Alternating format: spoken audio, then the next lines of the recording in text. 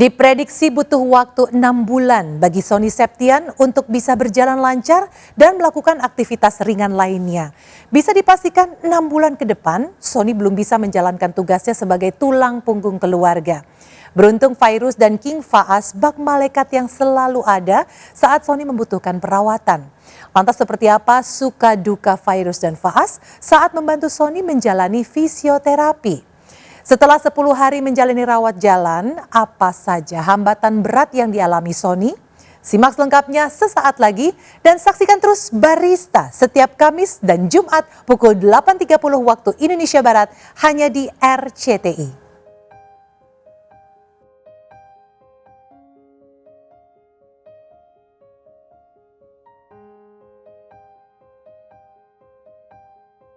Aku pengen ngasih tahu aja.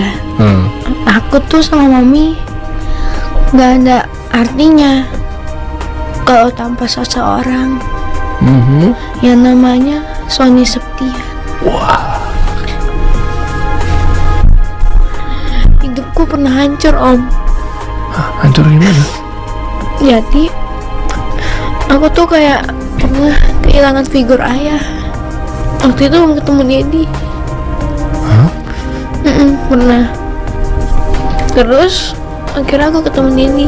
Di situ aku merasa hidup aku lebih indah, kayak aku bisa main sama Dedi. Kadang-kadang dianterin setiap sekolah, dianterin ke sekolah. Setiap ujian atau ulangan atau nggak ada peristiwa apapun deh, Dedi selalu turun ke bawah terus ngetes hafalan aku. Kayak Dedi lagi sakit sekarang ini aja masih sempet buat ngetes hafalan aku. Subuh-subuh turun sebelum sekolah.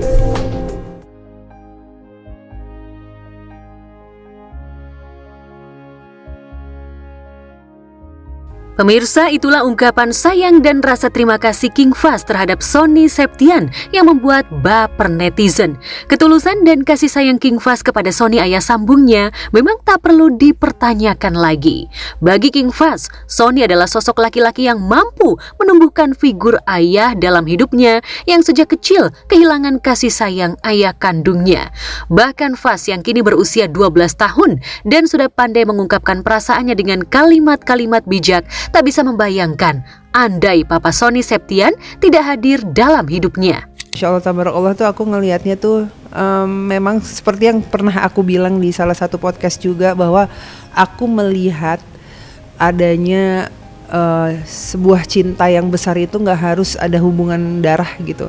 Dan itu aku lihat dari suami aku dan Faas, dimana menurut aku dengan Faas yang seperti itu, jujur memang anaknya nggak bisa ditebak. Dia tuh suka mencurahkan isi hatinya tuh tiba-tiba. Memang anaknya se-sweet itu gitu, apa ya, memang ya apa yang dia rasain dia keluarin. Begitu juga dia kalau lagi di rumah juga kayak gitu. Dan aku melihatnya itu adalah sebuah apa ya, ibaratnya Sony itu menanam sesuatu terus tumbuh menjadi seperti itu gitu, menjadi sebuah bunga yang indah gitu dilihat gitu. Dan ini sebuah kasih sayang dan cinta yang dikasih sama suami aku ke anakku, dan itu menjadi luar biasa gitu. Dia merasakan sendiri gitu, karena kan anak itu ibaratnya gini, kita nggak bisa kasih teori gitu, tapi kalau diri kita sendiri sebenarnya nggak bisa mencerminkan seperti apa yang diharapkan sama orang tuanya gitu. Jadi ya di luar dari teori yang diberikan, Sony memberikan sebuah praktek nyata gitu di depannya dia seperti apa yang harus dia lakukan. Pendekatannya juga nggak hanya sekedar memberikan nasihat, tapi selalu ada di saat memang Faas membutuhkan dia gitu. Ini aku tambahin sedikit aja sebelum selesai. Ya Faas anak kita gitu, dan orang tua yang sayang sama anaknya pasti menaruh harapan kepada anaknya. Dan ketika orang tua menaruh harapan kepada si anak, pasti ada bentuk perjuangan, kasih sayang, perhatian yang dilakukan orang tua terhadap anak itu gitu. Karena kita punya harapan, maka kita berjuang untuk supaya harapan kita terwujud dan anak itu bisa menerima dengan baik. Bukan cuma perkara nafkah materi aja, tapi bentuk perhatian, kasih sayang, tanggung jawab, bagaimana cara menjadi orang tua yang dicintai anak, bagaimana kita bisa menjadi idola buat mereka, itu yang kita lakuin. Biar apa? Untuk mereka nanti kelak, bukan buat sekarang, buat nanti ketika mereka dewasa gitu. Mereka mengingat bagaimana pesan orang tuanya, mereka mengingat bagaimana apa yang harus dilakukan seorang muslim dan seorang anak yang baik, itu aja sih.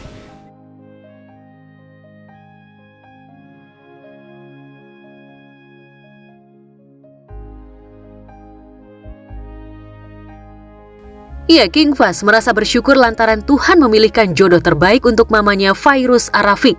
Berkat didikan Fairuz dan Sony sebagai role model, King Fas menjadi anak laki-laki yang soleh dan dewasa, serta mampu menjadi kakak yang baik bagi adik-adiknya. Ibarat pepatah, like father like son, Fas bak fotokopian Sony. Meski di antara mereka tak ada pertalian darah, saat ia menjadi korban bullying teman-teman sekolahnya, Sony lah yang menjadi garda terdepan membelanya. Nggak tahu, mungkin ya dulu sosok ayah tuh kalau misalnya Kak Dery atau siapapun pernah tahu lah ada cerita besar mengenai keluarga kita, tentang bagaimana perjuangan seorang ibu, istri saya berusaha dihancurkan oleh beberapa orang. Itu aku itu yang ngebuat mental dia kena. Dia sempat dibully di sekolahnya, dikata-katain apa segala macam. Gue jadi kerikol nih Gitu. Iya. Nggak nyangka dia akan ngomong itu gitu. Mungkin maksudnya dia butuh sosok yang akhirnya ketika dia mendapatkan kasih sayang dari seorang ayah, seorang ibu, itu yang bisa membuat anak bisa mengeluarkan bakat dan kemampuannya secara maksimal. Mungkin maksudnya seperti itu. Mungkin dia tanpa sadar dia menjelaskan hal-hal yang pernah dia lakuin dulu gitu. Karena dulu tahulah bagaimana kejadian itu besar banget, terus dia di sekolah sampai dibully segala macam. Abang waktu SD dia pernah dibully sampai dia kalah lah karena kakak kelasnya menguasain karate apa segala macam. Aku sebagai orang tua kan nggak terima ya, langsung mulai besok kamu latihan Muay Thai, mulai besok kamu ikut Wasido. Aku masukin dia 2 macam bela diri yang berbeda apa segala macam. Tapi sambil aku kasih pesan sama sama dia, ingat ya bang, kalau kamu dibully kamu cukup bilang tolong jangan ya, saya nggak suka. Kalau dia masih ngelakuin lagi, bilang lagi jangan, saya nggak suka, nanti saya marah loh. Tapi kalau orang itu masih melakukan lagi, kamu harus lawan. Tapi ingat jangan pernah pukul dia duluan. Karena memang nggak di apa? Set. Ya itu, Iya. jadi emang aku juga tahu ngomong dia. pada intinya tuh emang apa yang diungkapin sama Fas tuh gak di luar dari di luar perkiraan gitu. Karena itu kan sebenarnya podcast santai ya gitu. Tapi ya mengalir begitu aja, dan Abang Fas memang tipe orang yang aku tadi bilang, dia kalau emang dia lagi mau ngomong apa ya dia omongin gitu, apa yang dia rasainnya dia pengen omongin. Karena gitu. Anak kecil kan semurni itu ya. Dan ini dia sebenarnya apa yang dia rasain ya sayangnya. dan ini adalah buat aku sebagai seorang ibu dan istri, aku melihat bahwa suami aku berhasil gitu memberikan pendidikan kepada anaknya. Nggak hanya sebuah pendidikan aja, bisa menjadi sahabat buat anaknya, bisa menjadi teman bermain buat anaknya. Ya aku tahu dia tegas, dia disiplin, tapi aku tahu sekali bahwa Fas bisa merasakan apa yang dilakukan sama dedinya, itu semua demi kebaikan dia. Dan alhamdulillah terbentuk menjadi anak yang Masya Allah dan luar biasa gitu.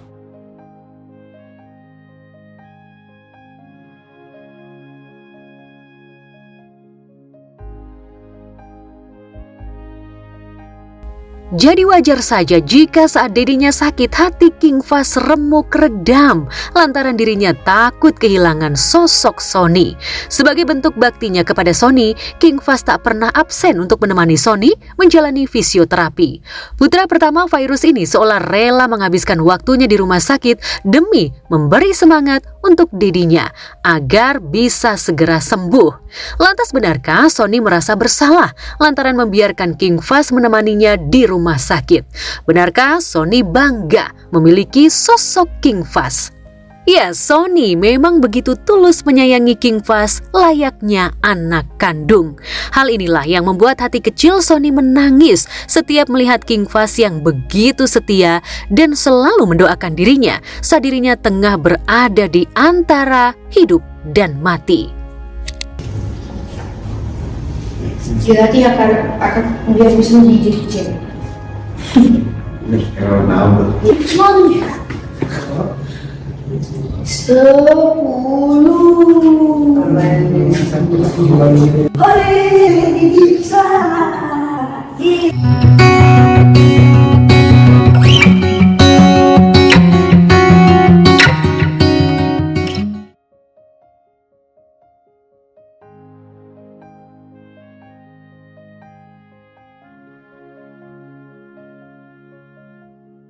Tak dipungkiri hidup Sony berubah drastis pasca dirinya menjalani operasi penyempitan pembuluh darah di otak.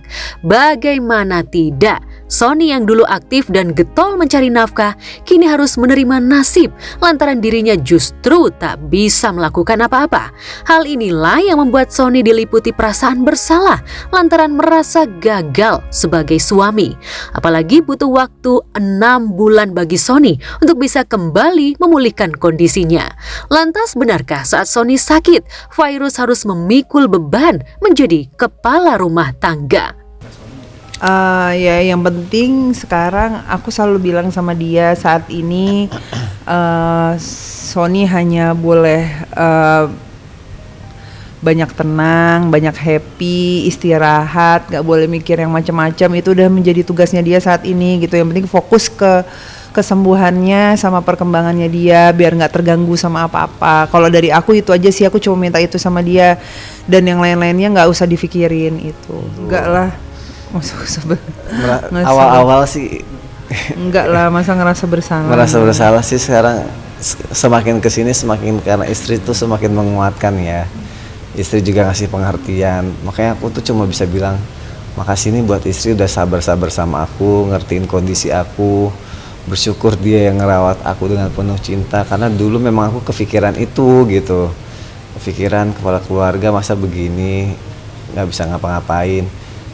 Tapi ternyata karena bentuk kasih sayang dia, pengertian, perjuangan dan kepedulian dia yang membuat aku semangat kalau enggak, memang saatnya disuruh istirahat dulu. Istri yang bantu aku dulu saat ini, dan sekarang ya sama-sama mau sembuh gitu, buat biar ngebalikin semua hak yang memang menjadi tanggung jawab aku buat dia gitu. Kan di saat sekarang Sony lagi sakit, pastilah Fairuz yang akan mengurus semuanya. Ya alhamdulillah juga Fairuz juga orang yang baik dan sabar dan ikhlas menerima semua yang Allah uji ini, karena dia berpositif karena ini semua ujian dari Allah. Saya lihat sih dia sabar-sabar aja dan menerima ini semuanya.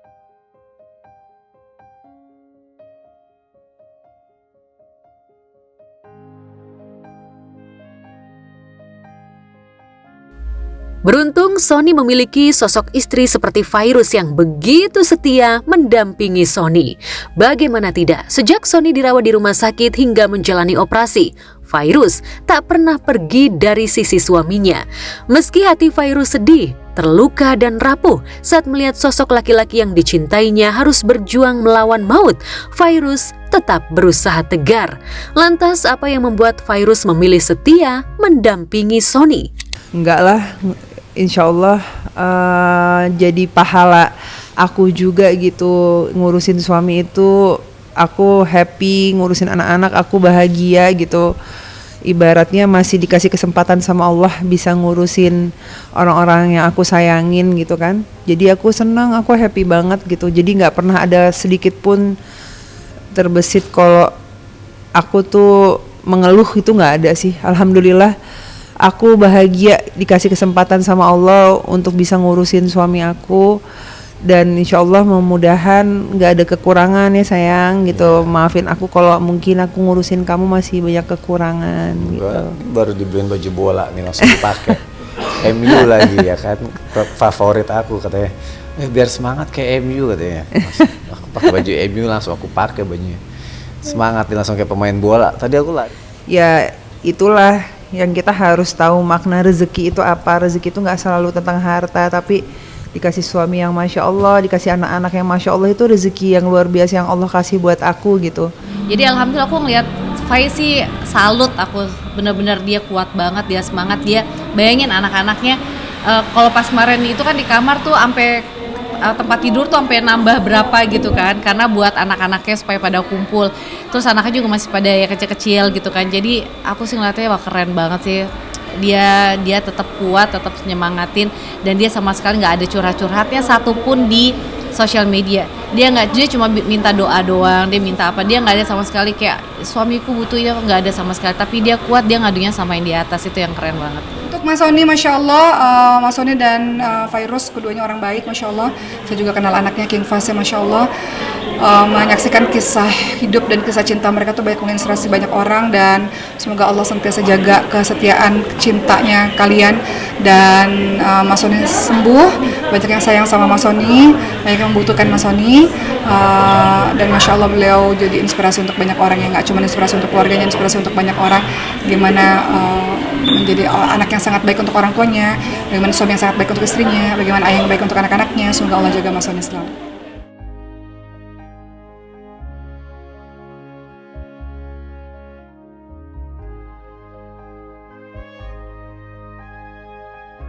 Demi kesembuhan suaminya, kemarin Fairuz terlihat menemani Sony saat menjalani fisioterapi di sebuah rumah sakit di Jakarta. Sony pun harus menjalani beberapa terapi agar fungsi syarafnya yang tak berfungsi bisa kembali normal. Lantas seperti apa perkembangan kondisi kesehatan Sony pasca beberapa kali menjalani terapi? Benarkah Fairuz juga membantu Sony terapi saat berada di rumah?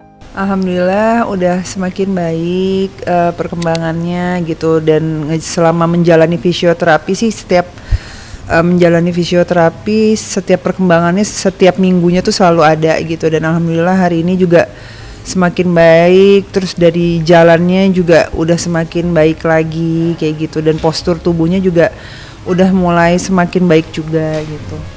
Disuruh yang penting nggak cuma ngandelin fisioterapi di sini doang, di rumah juga harus tetap dilakuin katanya gitu. Makanya karena di rumah ditemenin istri ngelakuin yang biasanya harus dilakuin di sini, jadi perkembangannya jadi cepat gitu. Hari ini sudah fisioterapi yang keberapa sih? Wah udah nggak tahu deh. Dari keluar rumah sakit tuh lupa deh aku. Dari rumah sakit aja kan udah sampai keluar rumah sakit. Dari keluar terus kita fisioterapi. Seminggu selalu 2 kali ya? Iya selalu 2 kali. Seminggu selalu 2 kali fisioterapi. Tadi jalannya udah enakan. Udah gak kayak Terminator kalau kata istri aku. Kemarin bilangnya kayak Terminator.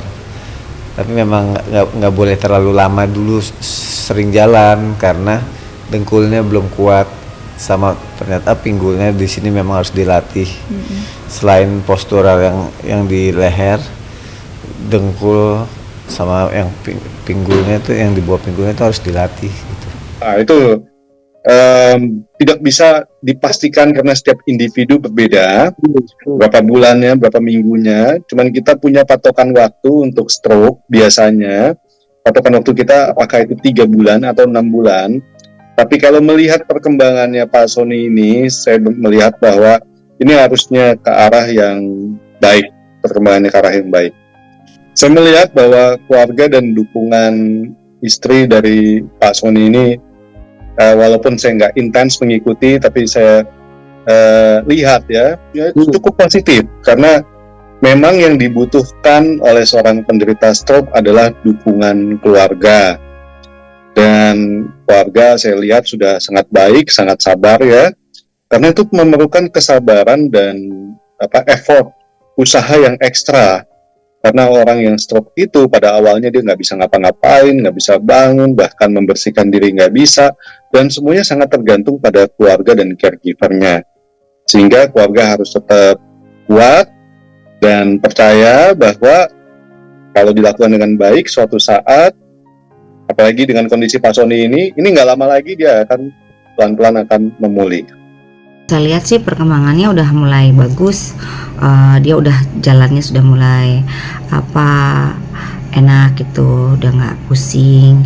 Ya mungkin pengobatan terapi saya juga kurang tahu ya itu pengobatannya seperti apa. Ya mungkin merelaksasi otaknya atau gimana gitu. Ya kalau saya lihat sih perkembangannya udah mulai kemajuan gitu, udah nggak sakit. Kalau dilihat sih udah relax aja sih. Memang perlu waktu ya untuk sampai normal kembali karena belum yang normal banget, yang jalan yang bisa kayak orang biasa gitu. Jadi memang benar-benar pelan-pelan sih, kayak mesti ditata gitu.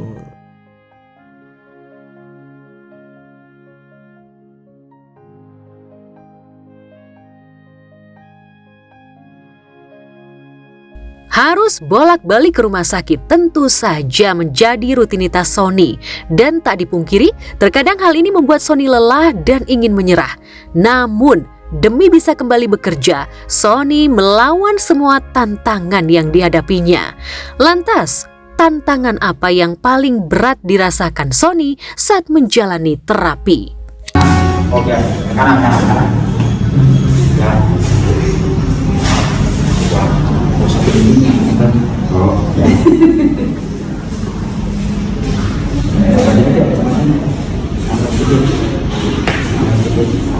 Tangannya gerakin dia, ayo gerakin. Kayak orang lagi jalan kayak di rumah itu loh sayang. Gerakin deh tangannya, jangan kayak rombongan. Masih kayak robot. Kalau terapi tuh di rumah sakit ya, dia kayak apa ya, mungkin area-area sini tuh dipijat atau sistem kedokterannya apa sih ya, mungkin di relax-relaxin bagian-bagian kepala kayak gitu sih kalau yang aku lihat ya.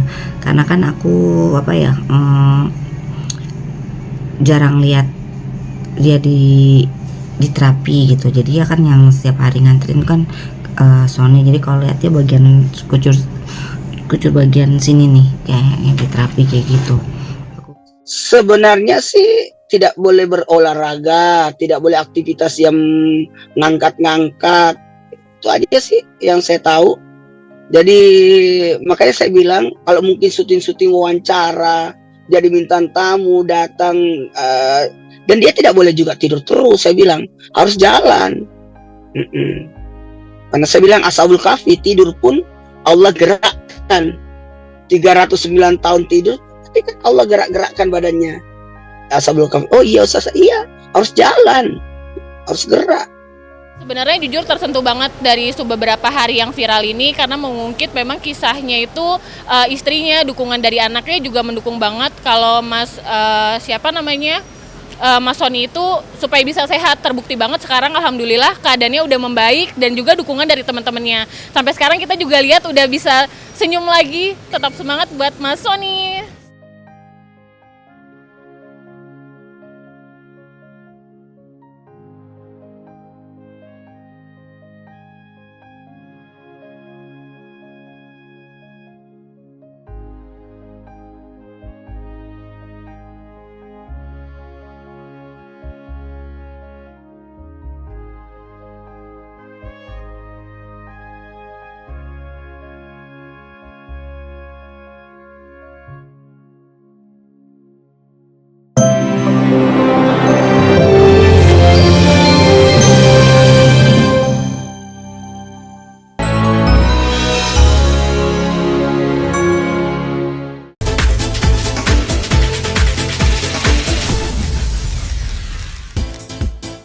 Sejak divonis menderita penyempitan pembuluh darah di leher dan otak, hidup Sony Septian bak jungkir balik. Tak ada lagi momen nge-gym dan lari bareng istri dan anak-anaknya. Di balik tubuh tegapnya, ternyata Sony sempat menyembunyikan penyakitnya dari virus. Namun tak baik menyesali nasi yang telah menjadi bubur. Sekarang hidup Sony bergantung pada perawatan dari virus dan King Faas, anak tertuanya. Tetapi benarkah kesabaran virus dan Faas justru sempat membuat Sony merasa hidupnya tak berguna lagi?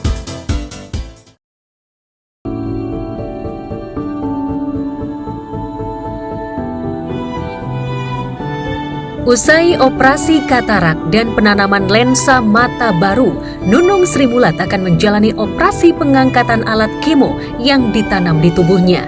Seharusnya Nunung melakukan operasi pada awal Agustus lalu, namun terpaksa ditunda karena dana operasi yang ditabungnya berbulan-bulan dialihkan untuk biaya operasi anaknya. Namun sembari mengumpulkan biaya operasi, perasaan Nunung disergap rasa gamang. Khawatir sel kanker yang dinyatakan sudah hilang dari tubuhnya bermetamorfase atau berkembang lagi dan menyerang organ lain seperti yang pernah dialami artis Ria Irawan, Renita Soekardi, dan Yana Zain. Tapi benarkah kanker payudara Nunung sudah dinyatakan sembuh total oleh dokter? Harapannya hanya sembuh aja. Kita walaupun nggak pernah ketemu, kalau dengar-dengar sehat, terus dengar sakit itu ikut prihatin. Tapi kalau sehat kita akan ikut senang.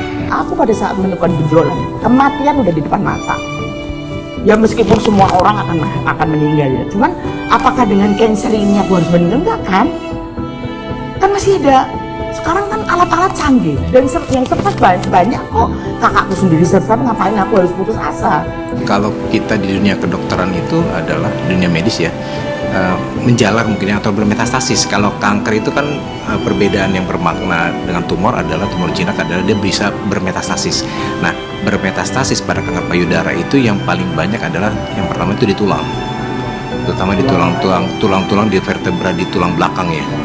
Karena kan berhubungan dengan hormonal gitu ya, bahwa kanker payudara itu 70% itu adalah yang hormonnya positif gitu. Jadi kalau misalkan paling banyak di tulang, yang kedua bisa di hati ataupun di paru, berikutnya adalah bisa ke otak gitu.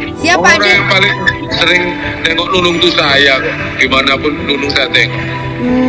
Tanyain aja sama Nunung. Mami, saya kalau boleh tahu berobatnya sekarang cycle-nya berapa minggu? Kemarin aku udah habis semua kan obat. Kemarin aku langsung ke dokter aku ya, termasuk di dokter mata ini. Oh, sekalian. Di onkologiku ya, terus ke dokter gula juga, asam lambung, banyak banget. Sekalian semua di Jakarta semua kelarin ya. Psikiater gitu, jadi ya. Oh, sekalian semua. Gitu, jadi ya, oh pas ini kerjaannya dapatnya segini, berobatnya segini ya, jadi berangkat aja ya. Gitu. Pas. Tapi ada lebihnya masih? Enggak sih. Mau dikasih sakit apapun, seringan apapun, seberat apapun, yang penting itu harus menerima dulu. Iya. Udah itu nanti urusan mau operasi mau apa, saya yakin Tuhan pasti ngasih jalan. Iya. 2 tahun berjuang melawan kanker payudara, Nunung beberapa kali menjalani kemoterapi yang menyakitkan. Episode hidup tanpa mahkota perempuan karena terpaksa menggunduli rambutnya juga pernah dirasakan oleh komedian bernama lengkap Tri Retno Prayudati ini. Aku tuh mas, puasa kemarin kan lagi bener kemo-kemonya ya, lagi sakit. Kemo tuh kan sakitnya minta ampun. Kalau kemo yang obat aku nggak ngerti ya, kemo yang lewat ini kok, aduh mas tuh badan tuh mati semua, udah nggak ada rasa. Aku nginjak apa tuh nggak terasa, tangan tuh mati semua selama 3 minggu itu. Terus kan aku kemonya berapa kali kan mas. Pengobatan yang saat ini masih berjalan adalah di dunia kedokteran, dunia medis, bahwa kanker payudara termasuk kanker yang solid, itu tumor solid. Jadi terapi yang utama adalah pembedahan. Nah, pembedahan itu kan bukan berarti sekarang harus diambil payudaranya. Nah, itu tergantung dari beberapa faktor sebenarnya. Yang kedua adalah perlu atau tidaknya dilakukan kemoterapi, baik itu sebelum operasi maupun setelah operasi. Nah, itu tergantung dari beberapa faktor banyak gitu. Yang kemudian adalah terapi hormonal gitu. Kemudian terapi radiasi maupun target terapi maupun secara imunoterapi gitu.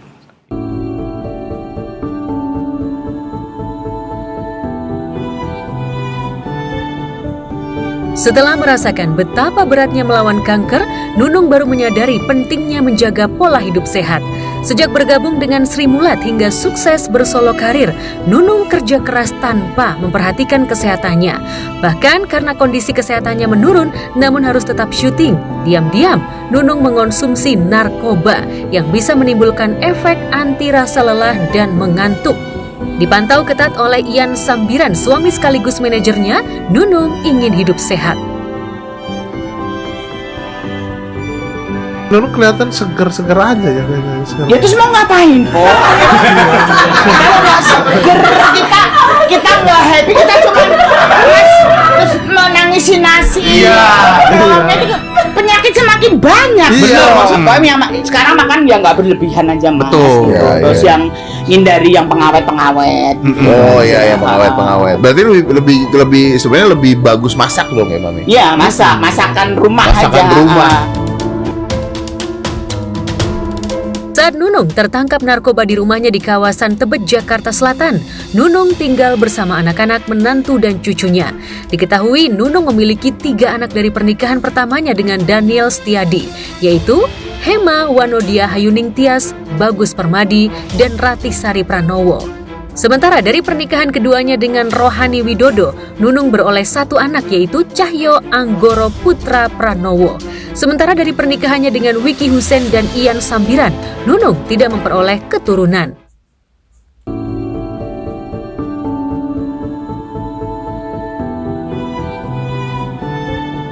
Memiliki 4 anak yang sudah dewasa, sewajarnya Nunung berharap bisa dirawat oleh anak-anaknya, setidaknya diperhatikan. Namun harapan Nunung seolah jauh panggang daripada api. Saat ia terpuruk dan butuh dukungan orang terdekat, anak-anaknya justru menjauh seolah tak mau terbebani. Sejumlah sahabat Nunung seperti Tarsan, Aziz Gagap, Andre Taulani, dan Sule bahkan sempat menolak percaya kenyataan miris itu jika yang mengabarkan bukan Nunung sendiri. Saya kan baru denger ini loh. Oh iya, belum tahu ya, belum tahu kabar terkait itu ya Pak De. Iya betul, baru denger ini saya. Nah ini nih bingung juga nih, karena setahu saya, ya saya sangat dekat ya sama keluarganya dalam masih jalan, kemarin masih syuting sama suaminya, sama anaknya. Gitu. Dan itu udah aku sindir-sindir beberapa bulan nih.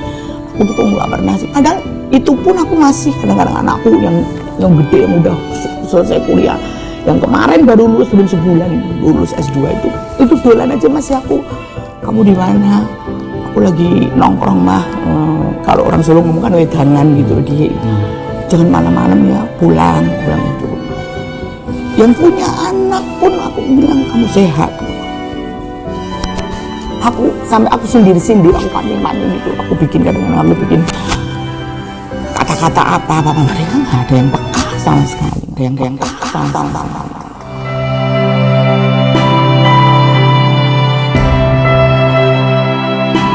Sama-sama diuji penyakit, namun Nunung Sri Mulat dan Sony Septian beda nasib. Sony yang sempat dirawat selama sebulan akibat penyakit penyempitan pembuluh darah di leher dan otak yang dideritanya.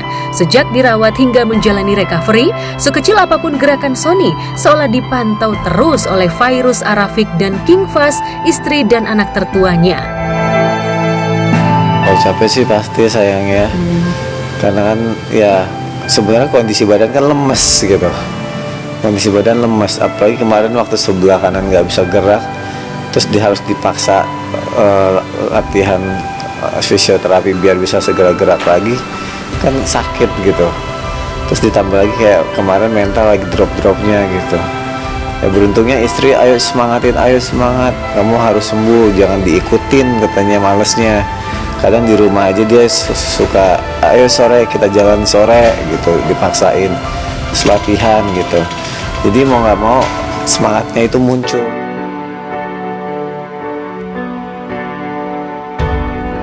Fairuz dan Fas tak henti membangkitkan semangat Sony, menghibur kala hati Sony melo tingkah dewa karena ketidakberdayaannya dan merawat Sony dari pagi hingga pagi lagi. Terus aku suruh banyak berzikir aja sih. Jadi kalau seandainya dia lagi latihan fisioterapi atau jalan ya sambil berzikir gitu. Terus aku kasih zikirannya yang pernah aku pakai waktu aku sakit juga, zikir Nabi Ayub. Juga aku kasih, aku bilang dizikirin sampai benar-benar nggak usah pakai tanpa batas sampai ketiduran, aku bilang kayak gitu. Allahumma ani masaniya duru wa anta arhamur rahimin. Insyaallah bisa nyembuhin juga.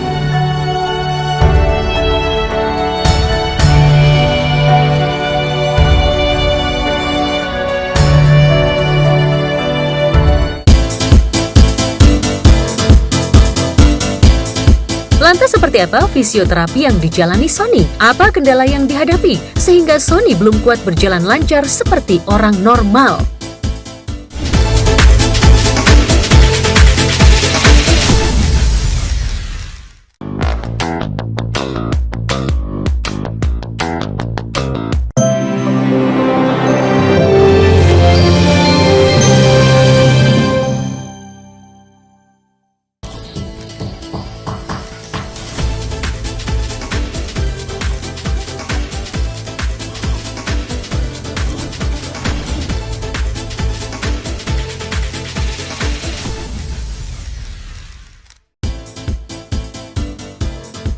Tidak harus materi, dukungan moral dari keluarga terdekat bisa menjadi suplemen mujarab yang memompa semangat hidup pasien penderita sakit. Tapi bagaimana bila keduanya tidak didapat sama sekali seperti yang dialami Nunung Sri Mulat? Nunung meratap dan menangis di depan Denny Cagur karena anak-anaknya seolah hanya butuh uang Nunung tetapi tak pernah menanyakan kondisi kesehatan ibundanya. Berbanding terbalik dengan Nunung, Sony Septian justru mendapatkan perhatian ekstra dari King Faas, anak sambungnya. Tetapi mengapa perhatian dan doa tulus dari istri dan anak-anaknya sempat membuat Sony galau dan terpuruk? Bersama saya, Dona Arsinta, kita akan mengulas beda nasib Nunung dan Sony Septian saat diuji oleh penyakit. Pemirsa, inilah berita artis ternama Barista. Sehat, Mi? Alhamdulillah, Le. Kangen gak suasana gini, kumpul bareng, Mi? Itu gak bisa diungkapkan Mas, dengan kata-kata. ini aja belum habis. Enggak, untuk. Ini, buat Ibu. Buat Ibu. Kok baksonya enggak, kok kecil-kecil nggak ada yang... Bu, bukan bakso yang kecil, Ibu yang gede ini. Jadinya berasa kecil. Jadinya kecil-kecil.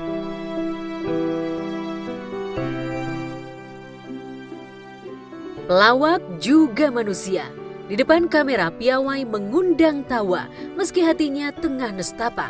Di atas panggung tersenyum ceria, di belakang panggung bersimbah air mata. Di media sosial dan dunia maya nampak bahagia, tapi dalam kehidupan nyata bergelut dengan nelangsa. Sungguh dunia bak panggung sandiwara. Namun komedian Nunung Sri Mulat seolah tak betah lama-lama bersandiwara. Cukup sudah jaga image atau pencitraan karena lelah mengorbankan perasaan. Setelah sekian lama menutupi kehidupan pribadinya, Nunung pun belak-belakan tentang hubungannya yang buruk dengan anak-anaknya. Orang bilang katanya baper gitu ya. Mungkin kalau orang tua itu baperan tuh pasti akan mengalami kan. Umur-umur seperti saya nih, baperan ke keluarga ini. Aku tuh nggak mendapatkan apa ya, kok mereka nggak ada yang tahu ya, nanya kesehatanku ya, kok nggak ada yang itu ya, kok nggak ada yang gitu, nangis. Sekarang pun sebenarnya aku juga nggak minta apa-apa gitu. Nah itu mulai terasa aku terasa mulai baper, cengeng gitu. Itu yang nggak pernah aku rasakan. Aku tuh orang paling kuat sebetulnya dan betul. Itu pun aku nggak pernah mengeluh. Kalau aku bilang capek, paling aku ngomong sama suamiku. Kalau aku ngomong sama keluargaku, mereka bisa apa? Nggak mungkin gitu loh. Dan aku juga nggak minta uang, nggak memberatkan kalian. Cuman anak-anakku sendiri aja, kabar aja nggak pernah aku dapat. Gitu loh. Nah akhir-akhir ini kok gitu ya. Sekarang itu minta aku cuma tanya deh, Mas sehat apa. Itu nggak aku dapat kok gini ya sekarang. Nah ini nih bingung juga nih. Karena setahu saya, ya saya sangat dekat ya sama keluarganya. Masih jalan, kemarin masih syuting sama suaminya, sama anaknya gitu kan. Karena yang saya tahu, hidup keluarganya itu ya mami semua yang nanggung.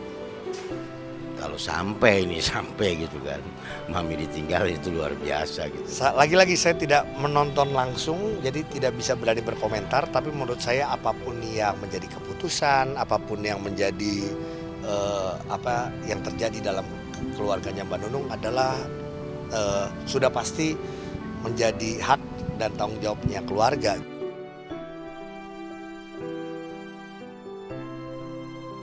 Menjelang operasi katarak pada Rabu lalu, Nunung mengurai kisah getir hidupnya selama berjuang melawan penyakit kanker payudara dan ancaman kebutaan. Tak peduli dituding mengumbar aib keluarga, Nunung justru ingin satu Indonesia tahu bahwa anak kandung dan keluarga besarnya seolah tak peduli pada kondisi kesehatannya. Terlalu muluk mengharapkan dukungan material, dukungan moral yang Nunung harapkan pun tak didapat sama sekali. Lalu benarkah karena merasa ditelantarkan, Nunung memblokir nomor handphone anak-anak dan keluarga besarnya? Anak-anak keluarga.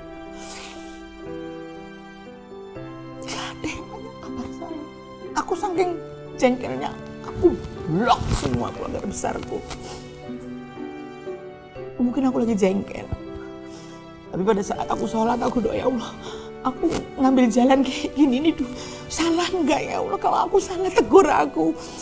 Kasih jalan keluar aku. Ya kalau kita kalau saya kan bukan sebagai sahabat lagi ya, tapi dia sudah sebagai orang tua, panutan aja. Nah saya kepengen mami sehat karena ya bukan bagaimana ya. Mami itu menjadi tulang punggung keluarga besarnya. Aku sih liatnya kasihan sih, nggak tega juga. Kenapa gitu anak-anaknya nggak peduli itu sama ibunya. Ya seharusnya sih nggak kayak gitu ya. Nggak nyangka karena dari kitanya aja kan itu ibu kandung. Masa iya sih setega itu ke ibunya, apalagi ibunya lagi sakit.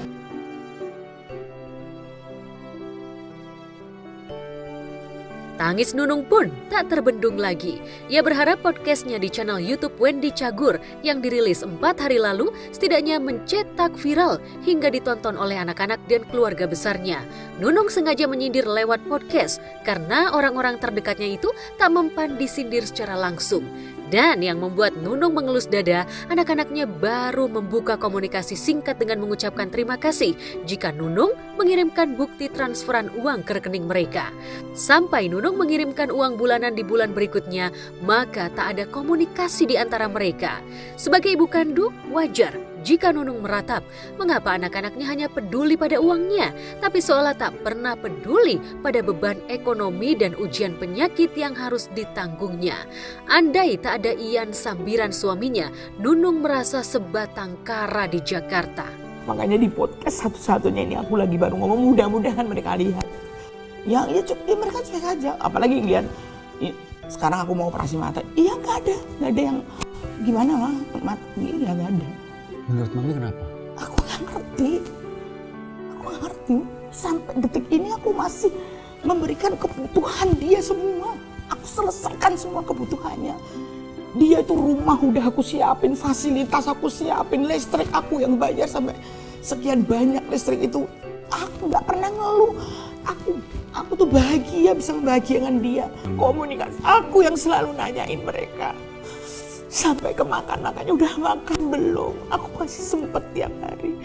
Aku makan pakai apa? Kalau nggak suka, pengen makan apa? Walaupun jauh. Mereka sekarang WA. Sekarang aku kirim duit. Mereka aja dia bisa jawab, terima kasih Ma, terima kasih Bun.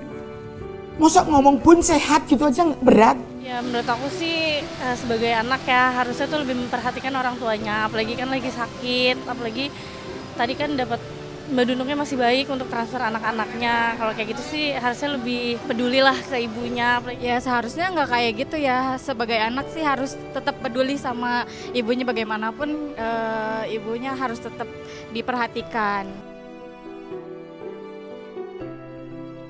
Ya, Nunung pun maklum sejak menderita kanker payudara yang membuat tabungannya terkuras untuk biaya pengobatan, Nunung tak bisa jor-joran memanjakan anak-anak dan cucunya seperti dulu.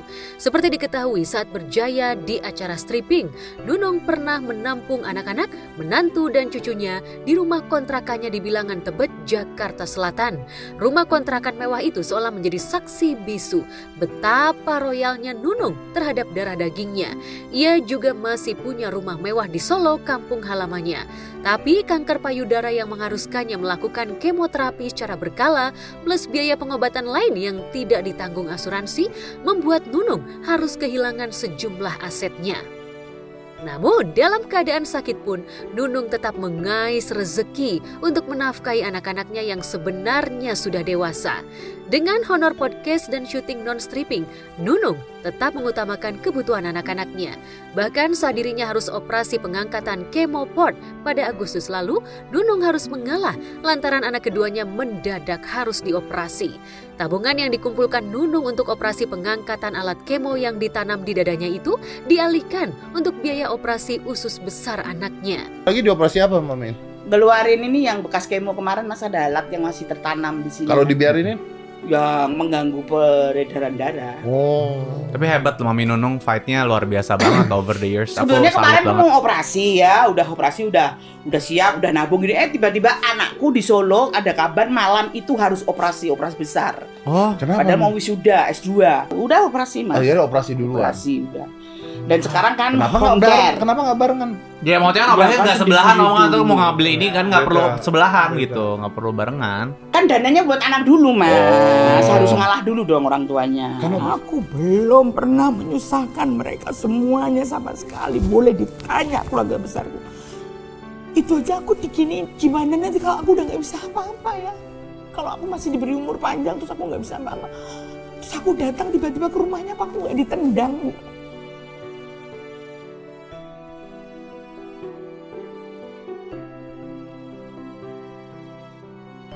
Ya, seperti itulah pengorbanan Nunung kepada anak-anaknya.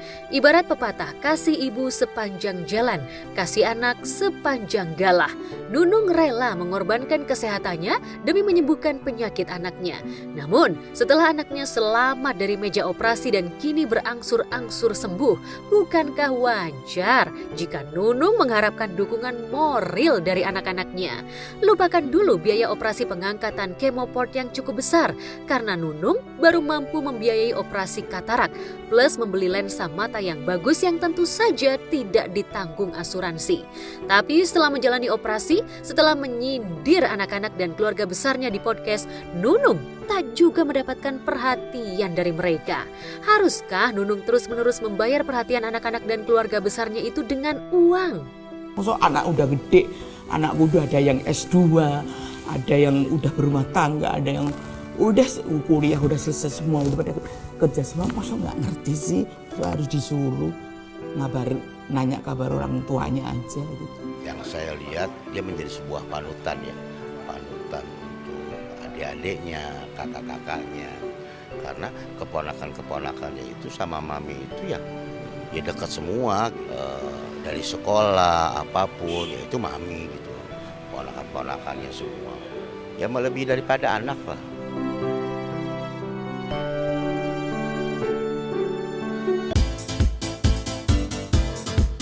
Berita viral tentang Nunung diabaikan anak-anaknya auto menjadi perbincangan panas di kalangan selebriti. Mengapa Aziz Gagap, Tarsan, dan Augie Fantinus seolah tidak percaya Nunung ditelantarkan anak-anaknya? Benarkah menjelang operasi pengangkatan kemoport, Nunung khawatir penyakit kankernya kambuh lagi?